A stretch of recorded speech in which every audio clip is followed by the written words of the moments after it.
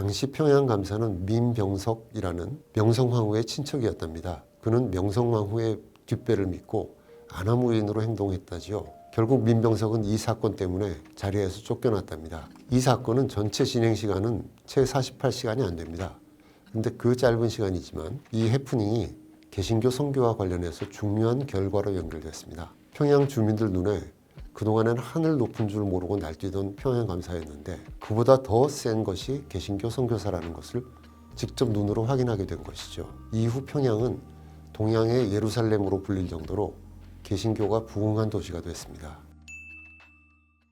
불가능을 일소에 붙이고 무엇이든 반드시 될 수 있다고 말하라. 나폴레옹의 좌우명이 아닙니다. 장로교 첫 선교사로 한국에 온 언더우드 집안의 가훈이라고 합니다. 한국 최초의 개신교 선교사인 언더우드는 아버지에게 늘 이 말을 듣고 자랐고 자신의 아들에게도 해주었다고 합니다. 불가능하다고 말하는 남들의 말을 웃어넘기거라. 그리고 우리는 무엇이든 반드시 이루어낼 수 있다고 힘주어 말하거라. 영국 출신인 언더우드 집안은 가문의 문장이 있었다고 하네요. 그 문장에는 십자가와 함께 발톱을 드러낸 사자가 새겨져 있습니다. 사자처럼 용감하게 불가능을 해치고 나가라는 의미가 담겨 있는 것이 아닐까요? 한국교회 선교사 전기 시리즈 제1권 개척자 언더우드에서 읽은 내용입니다. 한국 개신교 대표적 연합기관인 한교총이 지난 2022년부터 문화체육관광부 지원을 받아 펴내고 있는 한국교회 선교사 전기 시리즈가 최근 21권까지 출간됐습니다. 처음 한국에 온 선교사들의 앞에는 대부분 불가능한 일들이 놓여 있었겠지요. 언더우드 편 저자 이혜원 연세대 연구 교수는 유불선 이교도의 나라에 기독교를 전파하고 유일신 개념을 이해시키고 소학교도 없는 나라에 대학을 설립하고 대학도 없는 나라에 신학을 교육하겠다는 것, 왕정의 나라에 천부인권을 깨닫게 하고 전국 방방곡곡에 교회를 세우겠다는 것, 이런 것들은 사실 불가능에 가까운 일이었다 라고 적었습니다. 맞습니다. 그렇지만 언더우드를 비롯한 선교사들은 그 불가능을 극복하고 이 땅에 근대 문명을 선물했죠. 시리즈 1권은 언더우드, 2권은 아펜젤러입니다. 각각 장로교 그리고 감리교 최초의 선교사이지요. 아펜젤러에 대해서도 많이 알려지지 않은 편지와 설교가 소개되고 있습니다. 아펜젤러는 배제학 등을 세워 신학문을 가르쳤지요. 이런 편지가 있더군요. 우리는 주님께서 이 학생들을 변화시킬 수 있음을 믿는다. 변화된 학생들은 주의 권능을 부여받아 백성에게 선한 것을 베풀게 될 것이다. 교육은 세속적인 사역이지만 우리는 그 안에 복음이 있어야 한다고 생각한다. 교육은 선교 사역의 통로가 되기 때문이다. 우리가 이 사역에 충성을 다하면 엄청난 좋은 결과를 가져올 것이다. 1887년 7월 25일 편지의 일부입니다. 이 편지를 보면 아펜젤러에게 교육이란 단순히 신학문을 가르치는 것 이상이었던 것입니다. 하나님의 권능을 부여받아 백성에게 선한 것을 베풀게 하는 과정으로 여겼습니다. 한편 아펜젤러의 한국인에 대한 태도는 믿음이었습니다. 그는 독립문 정초식 연설에서 한국인을 믿는 것이 외국인의 의무다라고 말했다지요. 한참 후까지도 선교사들은 한국인을 잘 믿지 않았습니다. 불신하고 무시하는 일도 많았습니다. 그렇지만 첫 선교사였던 아펜젤러는 한국인을 믿는 것이 외국인의 의무라고 강조했다는 것은 시사하는 바가 큽니다. 아펜젤러가 세운 정동제일교회에서는 한국 최초의 서양식 결혼이 열렸죠. 각각 배우자와 사별한 남녀의 재혼이었습니다. 당시 남성은 재혼하는 경우들이 많았지만 여성은 재혼이 드물었습니다.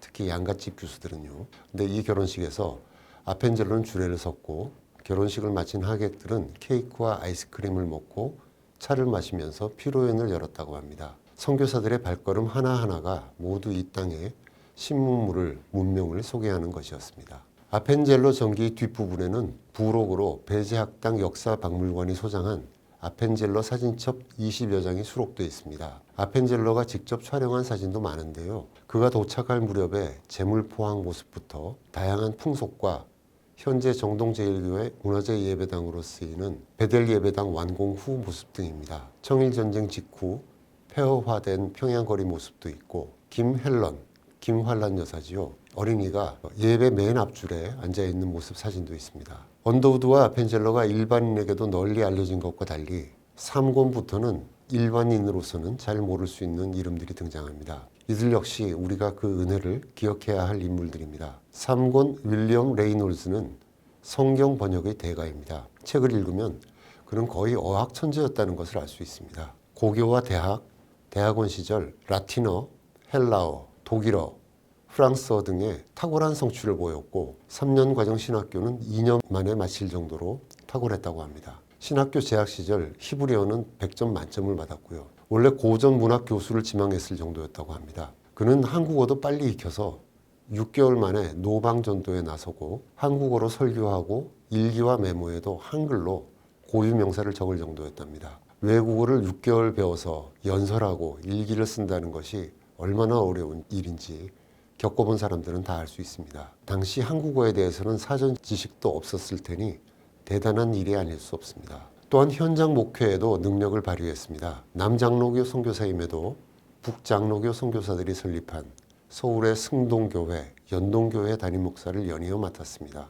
연동교회에서는 17개월 동안 목회하고 떠나는 그에게 교인들이 비단에 찬하문을 적어서 선물했다고 합니다. 전기 시리즈를 읽다 보면 19세기 말 한국은 선교사에 관해서는 참으로 복받은 나라라는 생각이 듭니다. 윌리엄 레이놀즈가 어학의 천재라고 말씀드렸는데요. 호남 지역 선교의 개척자인 유진 벨 역시 1891년 센트럴 대학을 최우등으로 졸업했습니다. 19세기 후반 미국에서는 개신교 선교 열풍이 불었습니다. 그러나 대부분의 선교사 지망생들이 중국, 일본, 인도 등을 희망했습니다. 한국이라는 나라, 조선이라는 나라는 있는지 존재도 잘 몰랐죠. 그럼에도 이렇게 탁월한 인재들이 한국으로 파송됐다는 것은 다른 나라와 달리 한국에서 개신교가 부흥할 수 있는 토대가 된 것이 아닌가 싶습니다. 한남대를 세운 윌리엄 린트는 건강이 악화돼 1960년 학장직을 사임하고 미국으로 떠나는데요. 이때 5가지를 당부했다고 합니다. 1. 정시의 수업을 시작한다. 2. 정시의 수업을 마친다. 3. 모든 수업에서 모든 학생에게 숙제를 준다. 4. 모든 수업에 교수와 학생이 출석한다. 5. 기독교적인 분위기가 있어야 한다. 일견 너무나 당연해 보이는 이야기들입니다. 그런데 학교를 설립한 설립자가 세상을 떠나기 직전에 이런 사항을 당부했다는 것은 거꾸로 생각해 보면 이런 기본이 잘 지켜지지 않았다는 뜻이 아닌가 싶습니다. 대전 모건대를 설립한 감리교 선교사 찰스 스톡스의 태도도 인상적입니다. 그는 왜 서울이 아닌 대전의 대학을 설립했는지에 대해 이렇게 설명하더군요. 6.25 동란 이후 목회자들이 납북되고 피해가 많았고 이후 여러 지역에서 교회를 세우겠다고 나섰으나 지도자가 없었다. 감리교의 지도자 양성을 마음먹었다. 그런데 한국인은 서울에서만 공부하기 좋아하고 농촌에선 일을 하지 않으려고 했다. 그래서 한국의 중심부인 대전에 농촌에서 일하고자 원하고 남을 섬기는 감리교 지도자 선교사 교육 사업가들을 육성하고픈 마음이 생겼다. 여기서 한국의 중심부인 대전, 농촌에서 일하고자 원하고 남을 섬기는 지도자라는 표현이 눈에 띕니다. 요즘으로 치자 그러면 지방 분권, 지방 균형 발전을 생각했던 것입니다. 그리고 설립 초기부터 대학에선 신학 외에도 농촌 계몽 활동을 위해 다양한 실업교육, 즉 젖소와 염소를 키우는 낙농업, 과수 원예 농업, 양봉업 등을 교육을 했습니다. 농촌 주민과 농촌 교회의 자립을 함께 염두에 두었던 것입니다. 찰스 스톡스는 한국 선교사 집안 출신입니다. 1907년 아버지 메리온 보이드 스톡스 선교사가 미국 남감리교 선교사로 한국에 온 것이 시작이었습니다. 찰스의 형 3명은 개성 원산에서 각각 태어났고요.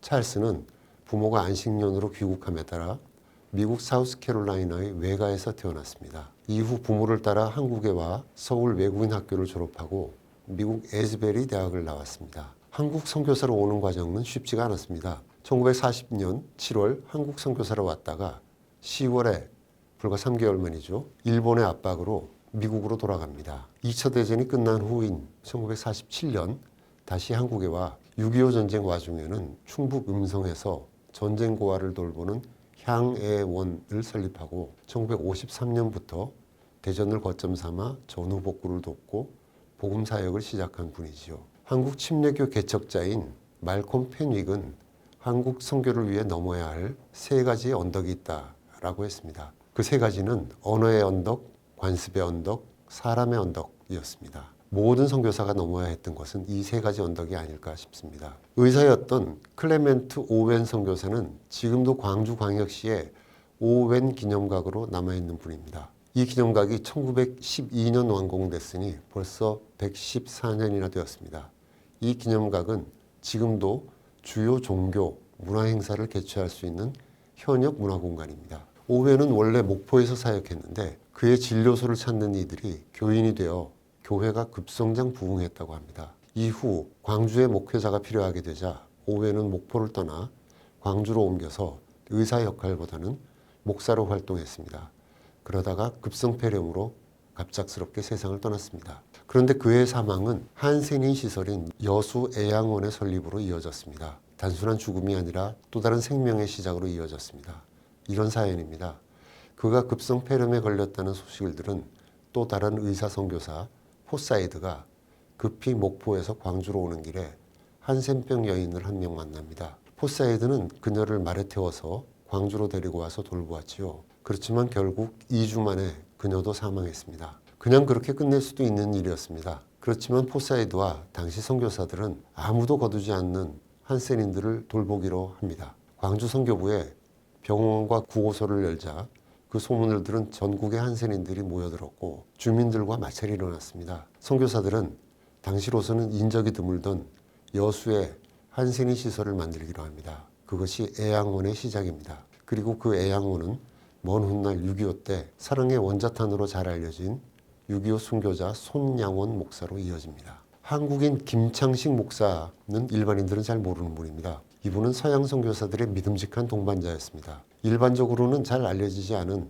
1894년 평양 기독교인 박해 사건의 주인공이기도 합니다. 평양은 1866년 제너럴 시초모노 사건 이후 서양인과 개신교에 대한 감정이 좋지 않았습니다. 1894년 선교사 홀 박사 부부와 평양에 전도 여행을 온 김창식은 5월 10일 새벽 평양 감사가 보낸 관원에 체포돼 심한 고문을 당했다고 합니다. 평양 감사는 10만 냥을 내놓지 않으면 계속 때리겠다고 했다고 합니다. 그런데 이 사건은 금세 외교 문제로 비화했습니다. 홀 박사 부부는 서울의 영국 영사관과 미국 공사관에 전보를 쳤고 양국 외교관은 조선왕실에 항의하며 석방하라고 압력을 넣었죠. 결국 조선왕실은 평양 감사를 질책하는 전문을 보냈고 김창식은 5월 11일 오후 6시쯤 석방됐습니다. 영국과 미국 공사관은 관련자 처벌과 배상을 요구했고 조선 측은 결국 영국과 미국 공사관에 $500를 배상했다고 합니다. 당시 평양 감사는 민병석이라는 명성황후의 친척이었답니다. 그는 명성황후의 뒷배를 믿고 아나무인으로 행동했다지요. 결국 민병석은 이 사건 때문에 자리에서 쫓겨났답니다. 이 사건은 전체 진행 시간은 채 48시간이 안 됩니다. 근데 그 짧은 시간이지만 이 해프닝이 개신교 선교와 관련해서 중요한 결과로 연결됐습니다. 평양 주민들 눈에 그동안에는 하늘 높은 줄 모르고 날뛰던 평양 감사였는데 그보다 더 센 것이 개신교 선교사라는 것을 직접 눈으로 확인하게 된 것이죠. 이후 평양은 동양의 예루살렘으로 불릴 정도로 개신교가 부흥한 도시가 됐습니다. 한국인 최초의 장로교 목사 7인 중 한 명인 길손주 목사의 마지막 기도는 이렇습니다. 저를 평안하게 놓아주옵소서. 그러나 병석에서 죽지 아니하고 죽는 날까지 주의 말씀을 전하며 강단에서 주님의 부르심을 받게 하소서. 주님께 영광되게 하소서. 헨리 데이비스 선교사는 호주 장로교 출신 최초의 선교사입니다. 그런데 이분은 1889년 10월 한국에 와서 6개월 만인 1890년 4월 폐렴으로 사망했습니다. 서울을 떠나 선교지인 부산에 도착하자마자 숨졌습니다. 무언가 업적을 남길 수가 없는 조건이었죠. 그렇지만 그는 하늘의 미랄이었습니다. 그의 뒤를 이어 호주 선교사들이 잇따라 한국, 특히 부산과 경남 지역으로 찾아왔고 그의 사후 20년 후에는 조카 마가렛과 지인 자매가 부산 진주를 찾아왔습니다. 조카들은 20년, 30년간 한국에서 선교사로 활동하다 귀국했지요. 자매 중 동생인 지는 멜버른대 의대에 시신을 기증했다고 합니다. 데이비스는 우리의 어둠 속에 들어와 우리의 집을 방문하였고 우리 병에 걸렸습니다. 그리고 하나님은 그를 데리고 가셨습니다. 그러나 그는 이 어둠의 땅에서 씨앗으로 뿌려졌고 한국을 위한 큰 빛과 생명으로 자랐습니다. 데이비스 선교사가 사망하고 매장할 때 이를 돕던 한 한국인은 이런 회고를 남겼다고 합니다. 선교사 정기 시리즈는 이들 외에도 섬마을 선교의 어머니 순교자 문준경, 남부 신사 윌리엄 정킨, 한국에 뿌리 내린 유활의 선교사의 선교와 삶, 최초의 한글 성경 번역자 존 로스, 한국 오순절에 초석을 놓은 메리 럼시, 한국 초기 기독교 의료 선교사 스크랜턴, 알렌, 한국교회의 둥지를 만들다로 이어지고 있습니다. 일반적으로는 근대 선교사라고 하면 언더우드와 아펜젤로만 알려진 경우가 많습니다. 그렇지만 한국 개신교 140년 역사엔 이렇게 많은 분들의 희생과 헌신이 있었음을 새삼 일깨워주는 정기 시리즈입니다. 선교사 정기 시리즈는 비매품입니다. 그렇지만 한국교회 총연합 홈페이지에 들어가시면 전자책 형태로 무료로 다운받아서 읽으실 수 있습니다.